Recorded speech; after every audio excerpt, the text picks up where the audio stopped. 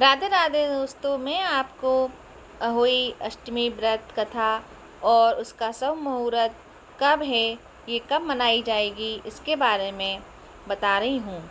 अहोई अष्टमी का व्रत करवा चौथ के 4 दिन बाद यानी कार्तिक माह की अष्टमी तिथि को मनाया जाता है।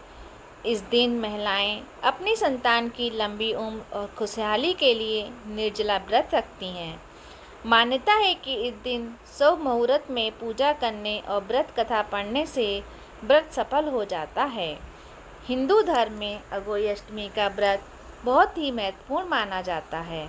इस दिन महिलाएं अपनी संतान की लंबी उम्र और तरक्की के लिए व्रत रखती हैं। अहोई अष्टमी के दिन महिलाएं निर्जला व्रत रखती हैं। इसके बाद तारों को अर्घ्य देने के बाद व्रत खोलती हैं। इस दिन माँ पार्वती के अहोई स्वरूप की पूजा की जाती है। अहोई अष्टमी के दिन महिलाएं सुबह पूजा करने के साथ माता अहोई की कथा पढ़ती हैं और सुनती हैं। मान्यता है कि जो महिलाएं विधि विधान से व्रत का पालन करती हैं, अहोई माता उनकी संतान को लंबी आयु और सफलता का वरदान देती हैं। पंचांग के अनुसार अहोई अष्टमी की पूजा का शुभ मुहूर्त शाम 5:42 से लेकर शाम 6:59 तक रहेगा। अहोई अष्टमी की पूजा करने के लिए कुल 1 घंटा 17 मिनट का समय मिलेगा। अहोई अष्टमी के दिन तारों को देखकर अर्घ्य देने का शुभ मुहूर्त शाम 6:06 पर होगा। इसके बाद माताएं तारों को अर्घ्य देकर व्रत खोल सकती हैं। अब अहोई अष्टमी की व्रत कथा। एक नगर में एक साहूकार रहता था, जिसके 7 बेटे और 7 बहुएं थीं और एक बेटी थी, जिसका विवाह हो चुका था। दिवाली के दिन वह मायके आई थी। दिवाली के अवसर पर घर और आंगन को साफ सुथरा करने के लिए 7 बहुएं अपनी ननद के साथ जंगल में जाकर खदान में मिट्टी खोद रही थीं। जंगल में साहूकार की बेटी जिस जगह पर मिट्टी खोद रही थी, वहाँ पर स्याहू यानी शाही अपने बेटों के साथ रहती थी। मिट्टी काटते समय साहूकार की बेटी की खुरपी से स्याहू का एक बच्चा मर गया।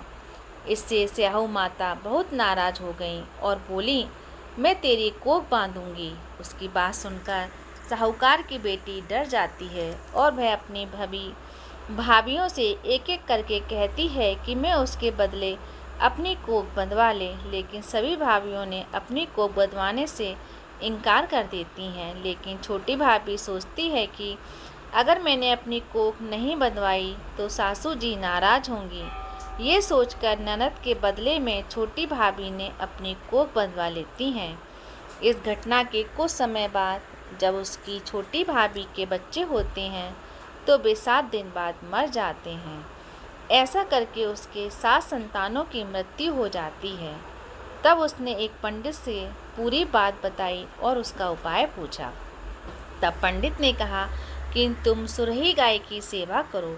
सुरही गाय स्याऊ माता की भायली है, वह तेरी को खुलवा देगी जब तेरा बच्चा जिएगा। अब वह बहुत जल्दी उठकर चुपचाप सुरही गाय के नीचे साफ सफाई कराती। सुरही गाय ने सोचा, रोज़ सुबह कौन मेरी सेवा कर रहा है, आज देखती हूँ।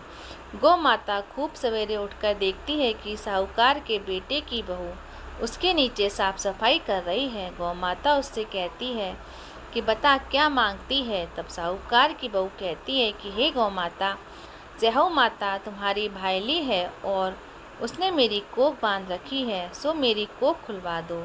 गौ माता ने कहा, अच्छा ठीक है। अब तो गौ माता समुद्र पार साहूकार की बहू को अपनी भायली के पास लेकर चल पड़ी।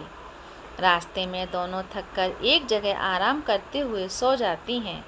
अचानक साहूकार की छोटी बहू की आंखें खुलती हैं तो वे देखती हैं कि एक सांप गरुड़ पंखनी के बच्चे को डसने जा रहा होता है। तभी वह उस सांप को मार देती है। इतने समय में ही गरुड़ पंखनी वहां आ जाती है। वहां पर खून देखकर वह क्रोधित हो जाती है।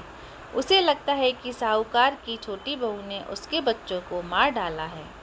इस पर वह उसे चोंच से मारने लगती है। इस पर छोटी बहू कहती है कि उसने तुम्हारे बच्चे की जान बचाई है। यह सुनकर वह खुश हो जाती है। छोटी बहू और सुनहरी गाय के उद्देश्य को जानकर गरुड़ पंखनी उन दोनों को स्याहू के पास लेकर जाती है। साहूकार की छोटी बहू के काम से स्याहू प्रसन्न होती है और उसे 7 बेटे और 7 बहू होने का आशीर्वाद देती है। स्याहू के आशीर्वाद से साहूकार की छोटी बहू को 7 बेटे होते हैं और समय पर उनकी शादी होती है। इस प्रकार से साहूकार की छोटी बहू 7 बेटे और 7 बहुओं को पाकर खुश हो जाती है।